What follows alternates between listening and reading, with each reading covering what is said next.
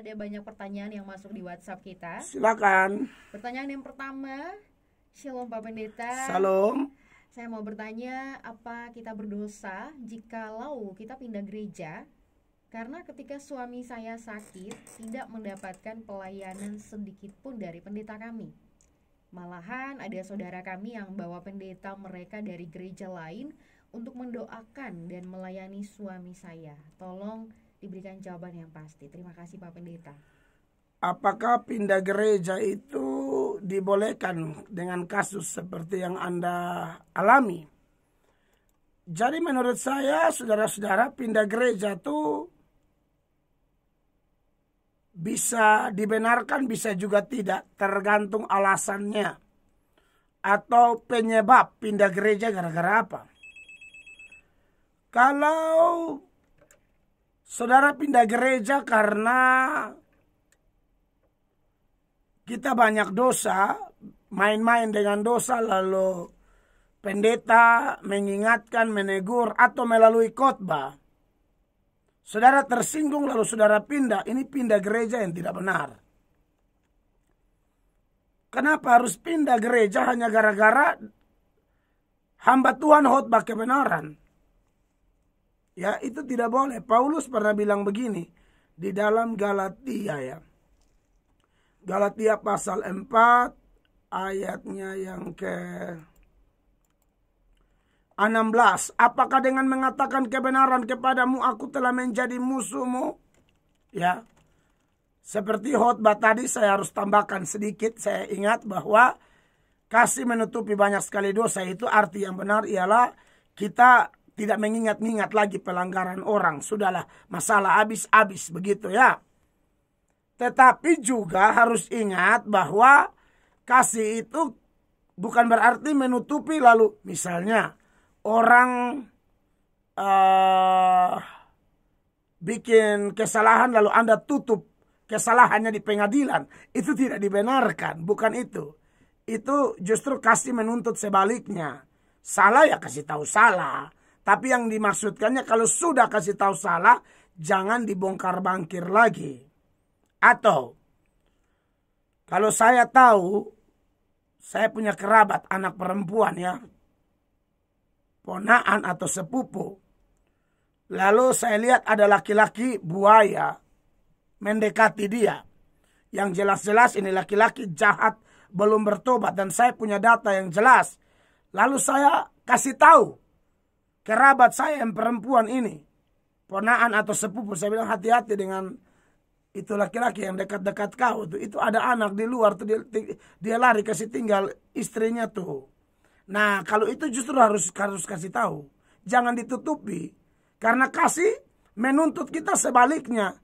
Kau mengasihi itu orang yang belum bertobat itu, lalu bagaimana dengan nasib orang-orang yang di sekitarnya yang bisa dia lukai, bisa dia kasih rusak dengan kelakuannya yang buruk itu. Begitu. Atau saya tahu ajaran saksi Yehova sesat. Nah, kalau yang ini harus kasih tahu. Karena kalau tidak kasih tahu, saya tidak mengasihi orang lain. Jelas itu ajaran sesat kok. Makanya sampai hari ini saya ngomong terus, saksi Yehova sesat. Kalau yang ini tidak boleh ditutupi. Ya, yang ditutupi tadi itu bukan masalah yang begini-begini. Ini harus dibukakan. Atau jelas-jelas ada dosa, jangan takut menegur dari mimbar. Jangan sembunyikan yang begitu. Kalau yang begitu harus dikatakan. Ya, harus dinyatakan. Nah, yang saya khawatirkan ada orang pindah gereja justru gara-gara ini. Pendetanya tahu dia nih punya bisnis judi. Lalu pendeta tegur, ya kau jangan tersinggung, kau yang bertobat. Kalau kamu pindah gereja sampai pindah ke gereja baru dan pendetamu tidak pernah tegur itu, padahal dia tahu, wah pendetanya tuh jahat itu. Dia mungkin mau cari uangmu dan nanti lihat saja, kamu dan pendeta itu sekalian masuk neraka nanti. Jadi jangan heran kau masuk neraka, kau ketemu di sana. Ada pemimpin pujian. Pemimpin pujian bilang, kamu masuk ke sini juga.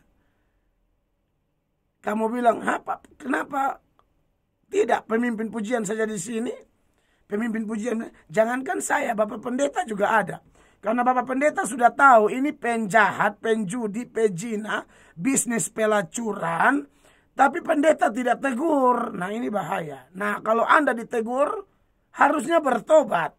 Bukan pindah gereja. Ya, jadi sekali lagi alasan pindah gereja karena yang begini-begini tidak dibenarkan sebenarnya. Tapi bagaimana kalau pindah gereja ada ajaran sesat? Pendetanya ajar yang sesat. Ya, pendeta hidup tidak sesuai firman, ajar tidak sesuai firman. Anda sudah kasih ingat dan dia tidak dengar. Nah, saya pikir Anda boleh pindah. Ya, tapi kalau sebelum pindah mungkin Anda bikin langkah-langkah dulu. Langkah-langkah apa? Ya, kalau Anda bisa ada power, ada kekuatan suara, bisa sampai ke sinodenya, itu bagus. Bahwa ini saya dengar pendeta saya khotbah begini. Tidak sesuai firman. Nah, silakan. Atau kelakuannya tidak sesuai firman. Pendeta kami ini pemabok. Ya. Kami sudah tegur dia tidak mau berhenti. Itu harus dilaporkan dulu. Sudah lapor kalau sinodenya bertindak. Ya salah satunya sinode yang benar pasti dia ganti pendetanya. Jadi Anda tidak perlu pindah gereja. Tapi kalau sudah kasih tahu sinode juga tidak peduli, saya usul pindah. Ini pindah yang benar. Anda kalau di gereja model begitu, Anda sengsara nanti. Itu rumah Tuhan kok. Pendetanya juga model kayak preman. Hidup tidak bertobat, khotbah tidak jelas, ajaran sesat. Kita butuh firman, dia hanya khotbah tidak jelas-jelas. Omong politik lah, omong ini, itulah dari mimbar. Jemaat bilang, hei, kami ini butuh jawaban pergumulan hidup. Kami butuh pengajaran yang ini. Sekarang lagi viral di media sosial, ajaran sesat. Pendeta kerjanya apa saja, counter dong. Tapi kalau dia tidak lakukan itu, kasih masukan pun, dia tidak peduli, Anda pindah. Tidak ada masalah. Nah, kasus Anda ini, Anda sakit, pendetanya tidak peduli. Coba Anda lapor ke sinode dulu seperti kasus yang tadi saya bilang.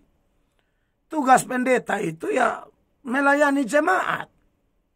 Ya, minimal kalau pandemi begini tidak bisa berkunjung, telepon ke, video call ke. Jangan lakukan pembiaran begitu. Tapi ingat ya saudara, step-stepnya saya kasih tahu. Kasih panggil dulu Pak Pendeta, kasih tahu pendetanya. Atau kalau sudah kasih tahu dia tidak mau datang, coba. Kalau Anda punya suara sampai sinode ya. Tapi kalau Anda tahu sinodenya, aduh sama saja Pak. Kita kasih tahu juga. Biasanya tidak digubris karena ini sudah otonom. Jadi gembalanya atur sendiri. Aduh kalau begitu saya usul pindah.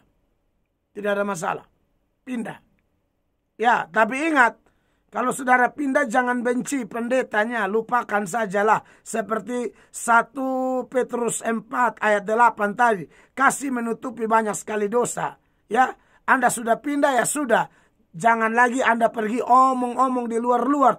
Itu pendeta tuh. Begini. Jangan.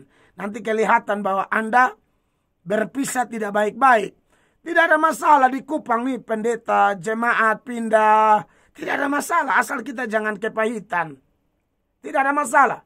Kalau saya pribadi, tiba-tiba ada jemaat Tuhan dari gereja Tuhan yang saya pimpin pindah. Semua yang buktinya memang ada yang pindah. Bahkan pindah yang alasan tidak benar pun saya tidak bermusuhan dengan mereka. Karena saya tahu mereka pindah, mereka ada rajin gereja juga. Di gereja yang baru ya, haleluya, puji Tuhan. Aman-aman, toh. Domba ini kan milik Tuhan Yesus, bukan milik pendeta. Makanya saya kalau ketemu, saya tegur, halo. Memang beberapa, hampir kebanyakan tuh gara-gara tidak tahan dengan teguran saya. Tidak tahan. Coba cek, siapa yang pindah dari Amazing Grace, saya tipu uangnya, tidak mungkin. Atau saya ganggu bininya, tidak mungkin. Justru mereka yang saya ingatkan tidak mau. Ya sudah. Siapa tahu dengan gembala baru, Anda bisa. Hargai, makanya dalam khotbah saya bilang, kalau Anda sudah pindah gereja, tolong lagi. Di sana tetap ya, kalau pendeta di gereja itu tegur dosa, jangan pindah lagi. Itu dia. Saya tidak ada masalah, saya juga tidak bisa paksa orang. Saya sudah melakukan porsi saya sesuai firman Allah, sesuai tata gereja, gereja di mana saya bernaung. Ya sudah, saya tidak ada masalah. Karena saya juga memahami bahwa gereja itu sebagai tempat di mana umat disaring juga. Itu penyaringan, karena menjelang Tuhan mau datang ini terjadi penyaringan, ya, mana yang murni, mana yang tidak. Salah satunya melalui pemberitaan firman Allah yang berani menegur dosa. Makanya saya lakukan itu. Makanya jemaat Tuhan yang bertahan itu saya akui mereka. Saya lihat pemurnian luar biasa, saya akui mereka. Mereka luar biasa, ya. Itu sih jawaban saya, kiranya membantu. Tuhan berkati.